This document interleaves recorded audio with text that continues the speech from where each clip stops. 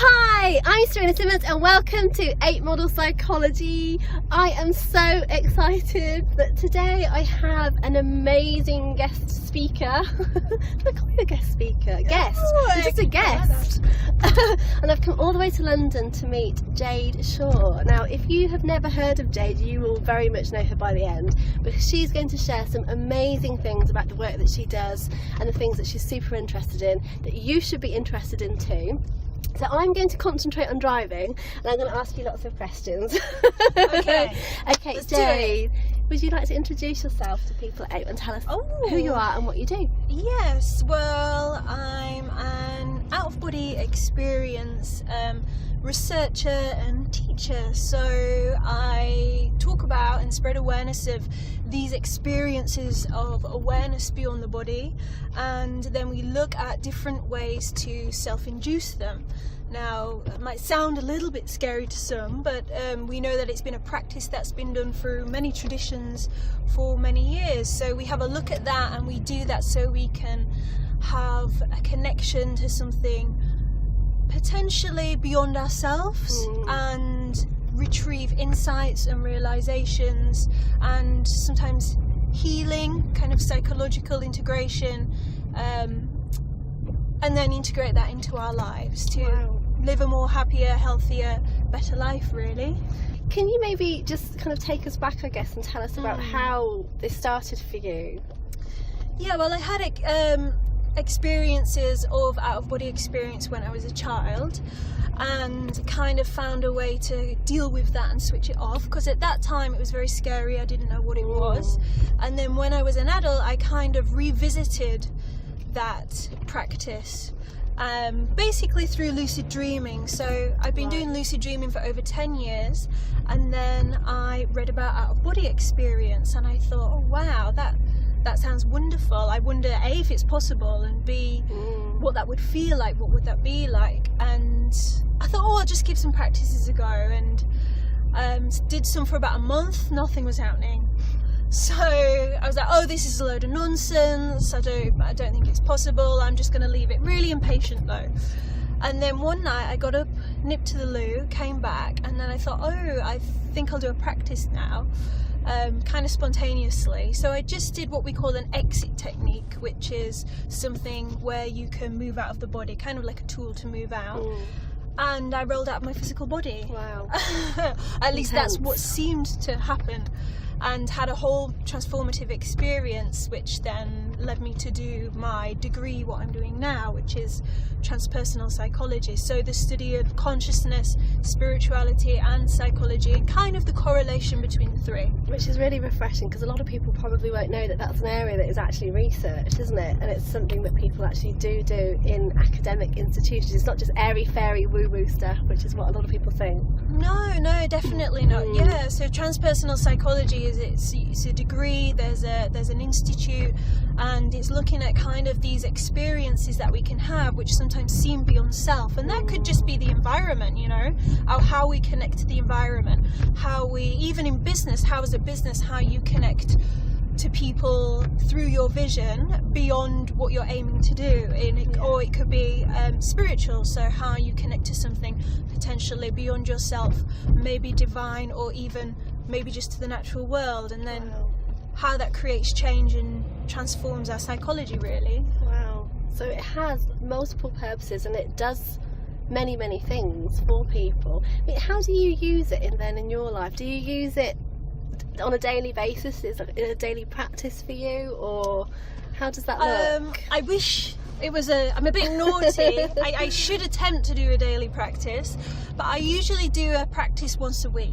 One that's committed anyway. There's lots of little things I do in the week, like the Hypnotic Awareness technique, which is what we use when we're dropping into sleep, so that state's called hypnagogic. And then there's one called the hypnopompic, where we're waking up, so there's little things that I do there. But I kind of put aside some time once a week, usually at a weekend, to really make an effort with the practices and try to incur an out-of-body experience.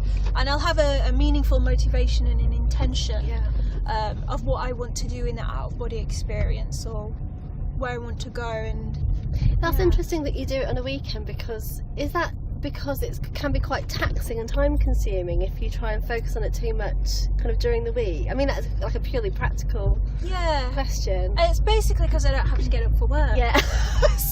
so you can play. It's so good. I have the time to put in. I'm not having to get up and rush off in the morning. I can really indulge in the process and absorb any information or experience that I've had. I write it in my diary and things like that, so that's just better for me personally. Right, we're going to do our first song. Jade, what have you chosen for your first song and why? Well, I've chosen Spice Girls' Spice Up Your Life. Yes. Very obviously important, serious song. No, because I was really into Spice Girls when I was young. I used to choreograph dances to them. They're fun, and also that I just realised they have rejoined and they're going to do a tour, which I was very excited about. And so I've chosen Spice Up Your Life because it's fun, it's energetic. And you love to sing, I hear. I absolutely love to sing. I did not fail it at college and get sent out of an audition because I was so bad. Yes. A little bit of applause at the start. I can't remember how it goes.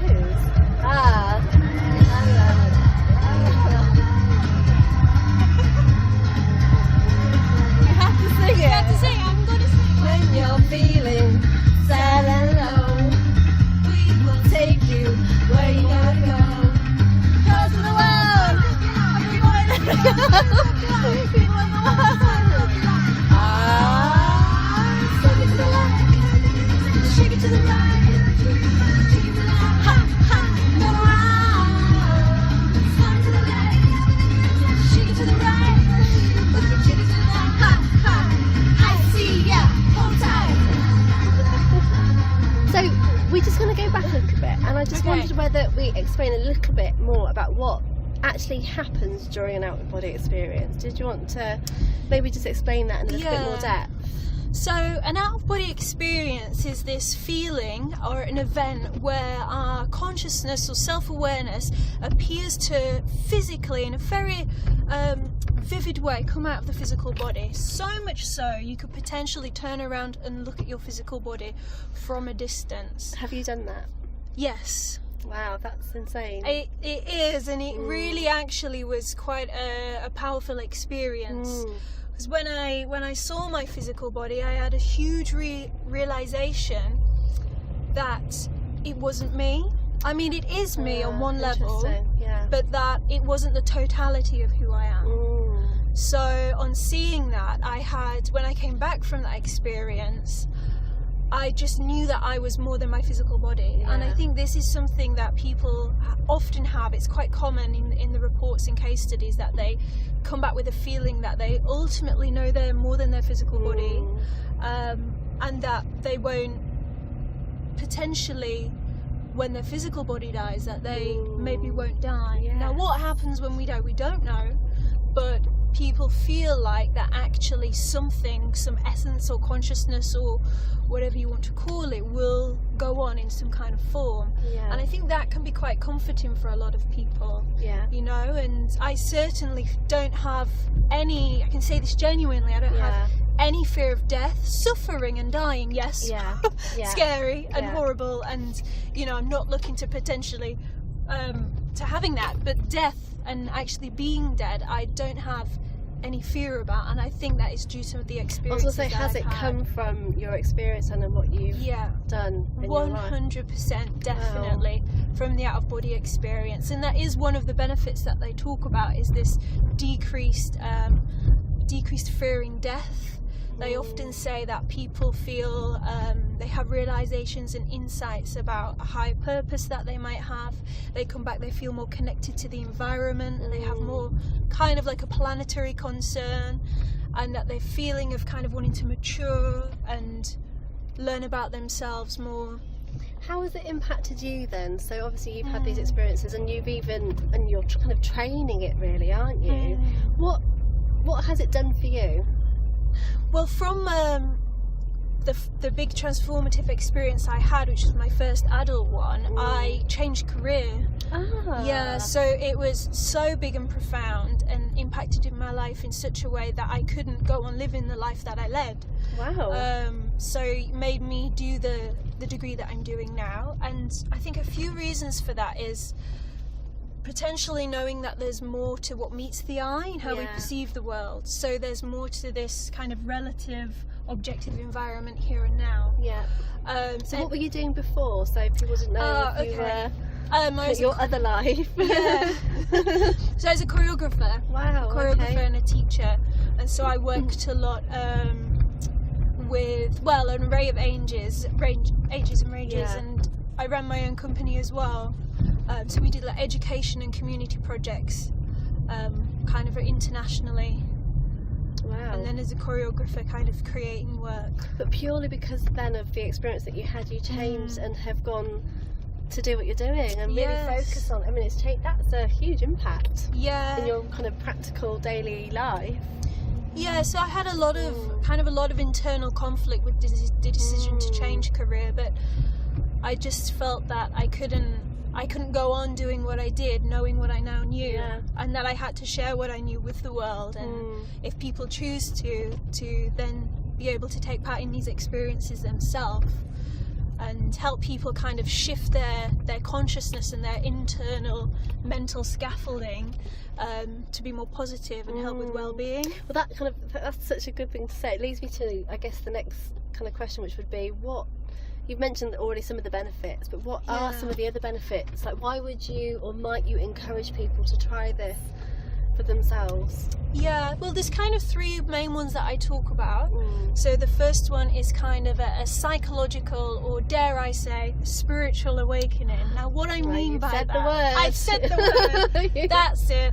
But what I mean is not some fluffy, hippie, woo-woo, blissed out experience at all. In fact, a kind of a spiritual awakening can be quite a deep, transformative shift of our internal kind of mechanisms, and some people can have a little bit of a crisis afterwards because their experience has challenged the way that they see the world and maybe what they think about themselves. You know, it can really tap into and break those stories we tell ourselves, those patterns that play out in our lives. It can really kind of hack into that and deconstruct and then rebuild kind of a part of a new self in a way, and because of that can be really transformative. And often people have numinous experiences, these peak experiences when they have an out-of-body experience, and that creates a positive shift in their life. So that's one. That's quite a big one. That's quite a big one. Yeah. And that's just one. That's just one. And then the second one is when we have an out-of-body experience, it seems like we can somehow tap into this interconnectedness of kind of all life. A lot of people report kind of an experience of oneness with everything. For example, there was a lady I met at a talk by Anthony Peake, who's an out-of-body experience author, and she shared her experience, and when she had an out-of-body experience, she was able to tap into what it was to kind of be a flower and have a feeling of what it was to be a flower and live the life of a flower. And some people's experiences aren't kind of that metaphorical. They come out into objective environment and see things around them that then are evidenced later, and they can report what actually went on and what was said. But it seems like there's a spectrum where you can come out into objective reality, so this one here and now, and see things at a distance, and then there seems to be some environments where you are still in objective environment, but then there's your own subjective manifestation superimposed onto it. So there's this kind of blurring and blending of your own mental processes and what's really going on around you. And I think it's because, you know, our ego and our self is so attached to the physical body, but when we come out of the physical body, you're not seeing through the five senses anymore, you know? So we're not limited by the five senses of the body, we're perceiving with our mind. We have mind sight. So if we're just perceiving through our mind, you know, that's when our thoughts might come into play, our childhood experiences, everything that makes us, our cultural conditioning, society, religion, kind of comes into play. And I think that can sometimes skew or kind of like you've got a filter on the experience you're perceiving. Very filtered, that view. Wow, and then there's another one. The third one, okay, and it's can be a touchy subject. Okay, you're warning. There could be, if in fact consciousness in some kind of form or way, or a facet of it is leaving the physical body, there might be potential for conscious dying. So this is quite well known in some traditions around the world, different cultures, particularly within Tibetan Buddhism. They believe one can die consciously, so you can kind of ride through the death process and be conscious on the other side. Now this is interesting because Dr. Sampanier, who's the director of resuscitation and cardiac arrest, I think, of the Langone School of Medicine in New York City, he's just done a study, and he's got a book coming out this year where he did studies on 2,000 people who had died. So that clinically means the brain and the heart stopped. Now after they've died, some people have had a conscious experience where they've been able to perceive things either in the room or in a separate room. Now if that's true, it potentially suggests that the mind and the brain can separate, and we don't know that for sure. We don't know if that's really going on, but what's interesting is that they've then evidenced something that's gone on in a different room that they can't have possibly known about when they're technically dead and their heart and their brain has stopped, which is our current clinical time. So 40% of the 2,000 people that he studied had this conscious experience beyond the point of death. So it also just brings into question what we consider the ethical time of death now. Right. Because, you know, if someone is conscious beyond their physical body dying, does that mean that they're dead? So it's a big topic. It is a very big topic. It's a very big topic. So fascinating. It is fascinating, but as we know within Tibetan Buddhism, they've kind of believed this for hundreds of years. Yeah, it feels like very much we're just catching up with a lot of the Eastern traditions and Eastern and whether or not, you know, it's exactly the same as what they've been saying for years, or actually there is something there but it might be a bit different. You know, we don't know. But the reasons why they practice it is to be able to have a positive death and a beneficial death, and I think that is so important.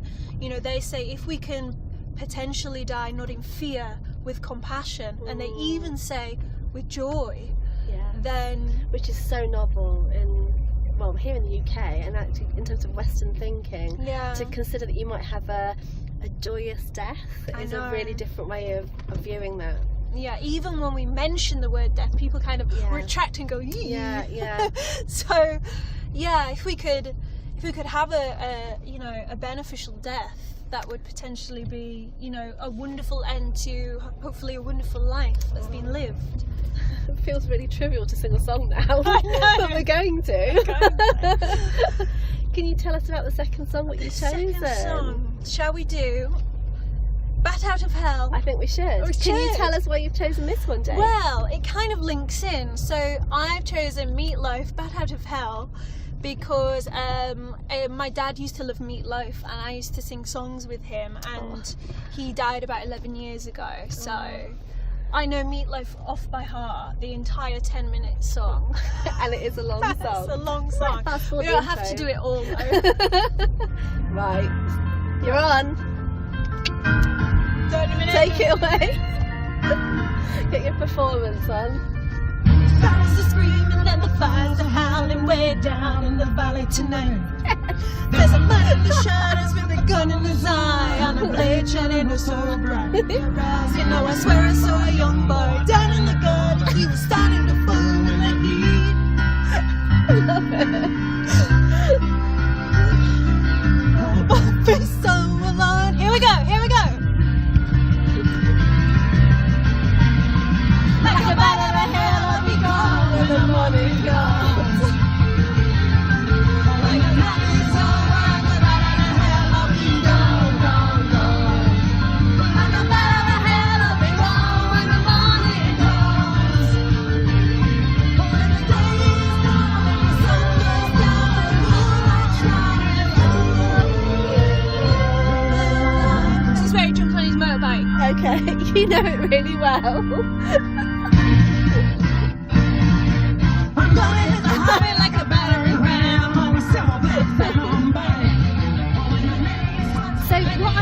ask you now is, if anyone is watching this and they're thinking, God, I'm really interested in this, I'd like to start some kind of practice, or I'd like to find out more. I mean, what would be the first steps that you would recommend for someone who maybe wants to try it for themselves, or at least learn a bit more about it? Yeah. Well, there's quite a few books. I would definitely recommend Graham Nicholls' Navigating the Out-of-Body Experience. He comes from a very academic background. He's doing his PhD on the out-of-body experience, but has also had some massively profound and evidenced experiences. In fact, his is one of the most evidence because there were 4 witnesses, and he had a precognitive experience. He was doing a small research study with 4 other people, and he was teaching one of the techniques, which involves kind of muscle tensing and also some breathing exercises to get into kind of this altered state of awareness. And he was doing it in this group, and he thought, oh, it's not working, maybe I'm not relaxed enough. And then all of a sudden he kind of like felt an intense pressure, or kind of, he calls it kind of oppression, and he felt he had to go down to the floor, otherwise he might fall over. And as soon as he went down to the floor, he came out of his physical body, and he was moving very quickly, what seemed through kind of like a jungle or kind of a rainforest. And this is very visceral, very real, very in the now. And then it came to an opening, and all of a sudden he was stood on the corner of the road of Old Compton Street and Moore Street.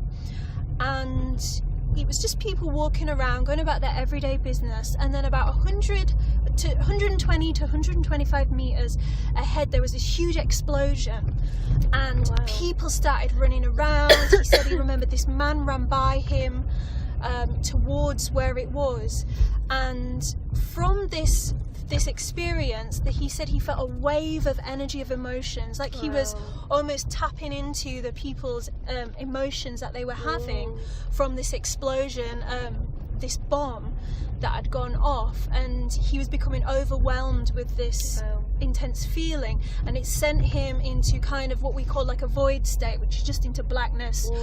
Not painful or anything, not scary, just kind of like he came out of that picture and went into this void from having this intense experience.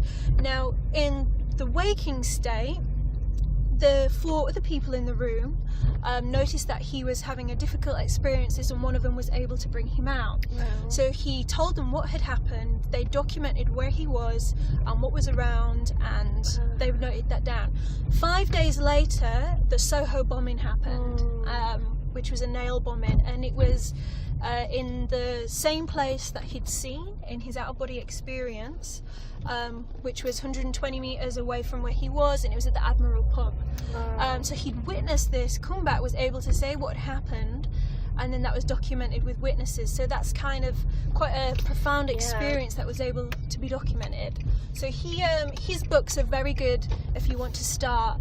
Another technique that you can just start tonight is the Hypnotic Awareness technique.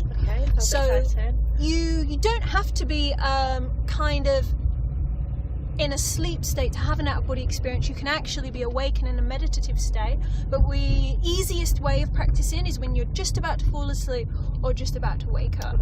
And so what you can do when you go to bed tonight, when you go to sleep, before you're asleep, just notice the blackness behind your eyes, be aware of what's there, and just watch that space. Don't intend for anything to happen, don't judge what's happening, just notice kind of the blackness behind your eyes, and just try and see how long you can be focused for. So this is because we want to try and have what's called the mind awake, body asleep state. So your body is completely relaxed, but then the mind is awake. So you can try that tonight. You can try it when you wake up first thing in the morning, just being aware of that space behind the eyes, that blackness there, and noticing what's going on, because some things might start to go on. Should we end with a little song? We got a bit of hip hop. Yeah, a bit of hip hop. We've gone through a lot of genres. We have. Does this represent your musical taste? So is it quite eclectic? I do like lots of different music, but I do like a lot of hip hop and old school hip hop as well. So when I was a choreographer, I used to choreograph with hip hop dance and contemporary dance, this and makes theatre. sense. So yeah, I have many classes taught to the next song. Awesome. And what is that song? It's Rapper's Delight by the Sugar Hill Gang.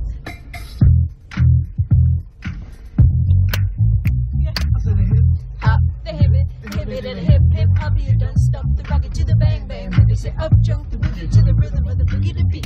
Your body rock. Up, bit of poppin', up, bit of poppin'. Hey! Yeah! Bonus! Bit of wavy. I'll tell you. Can't do it in the car. Listen in the chorus.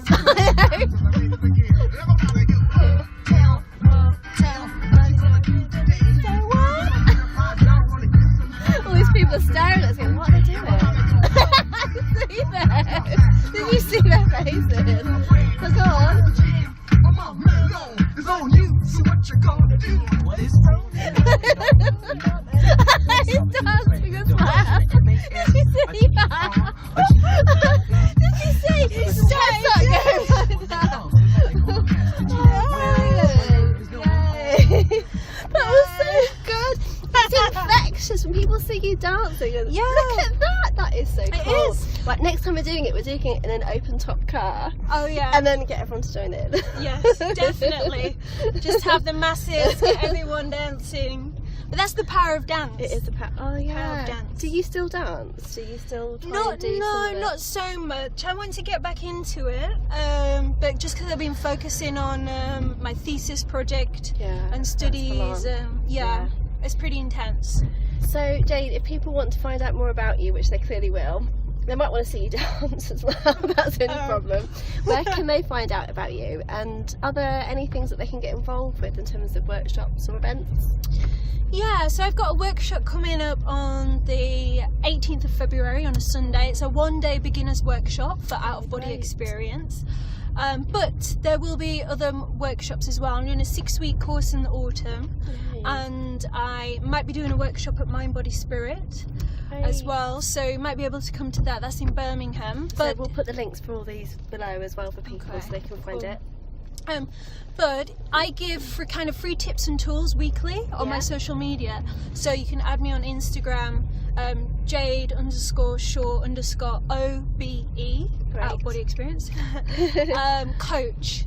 So it's underscores, and then same on Facebook, my Facebook page, Jade Shaw Out of Body Experience. Yay! So they can find you at those places, Yeah. and you're pretty regularly on there posting, and people can you answer questions, I guess, sometimes. And Answer Yay. questions, because it's important for me to build a community, because some Yes. people have these experiences and don't have anyone that they can talk to about, so they Yeah. don't have a lot of support, and for some that it's really transformative. Yeah.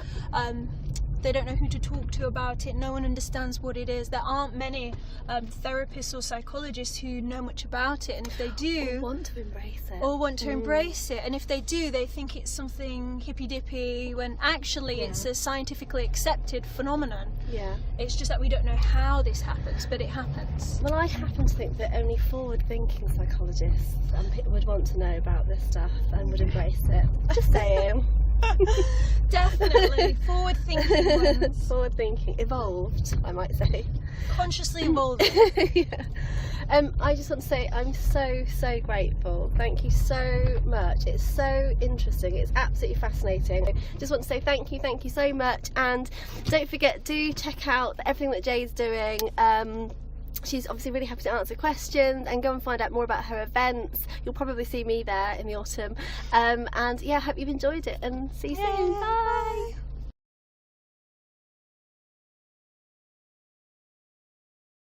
We're good to go. We're good to go. 3, 2, 2, 1. 1. I'm coming already to a main road. Hang on, Oh, no, go no. back and let me see. Yeah, it's connected. Okay. You're all good. Right, good to go. Good to go. Good to go. It's not even really take 2, but part 2. So, I have just, well, I guess... sorry. You notice I'm going in a circle? No, I'm not paying any attention Good. to the way you're driving. Speed bumps. After who you see it. Oh god, it's terrible. Never show that to Your anybody. dad would be proud. It's just going on the internet. No, my career is over. No, it's not. It's enhanced. It's enhanced by Meatloaf Bat Out of Hell. So feel free to have a little warm your voice up. Are you ready? Here we go. I got one hand in my pocket and the other one is cigarette. one, either one. And now there's no singing for ages. I know. Let's just